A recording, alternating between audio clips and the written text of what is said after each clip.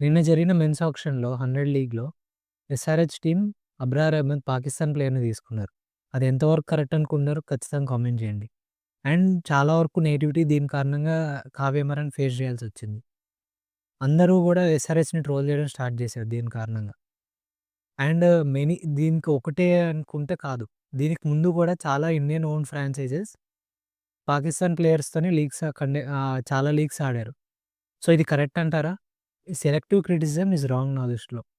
కేవలం ఒక టీమ్‌ని మాత్రమే బ్లేమ్ చేయడం కరెక్ట్ కాదు. ఎంఐ గావచ్చు, కేకేఆర్ వేరే లీగ్స్‌లో కరేబియన్ లీగ్ గావచ్చు, ఈవెన్ ఢిల్లీ టీమ్ గూడా వాళ్ళకున్న లీగ్స్‌లో ఒక పాకిస్తాన్ ప్లేయర్‌తోనే వెళ్ళిన సందర్భాలు చాలా ఉన్నాయి.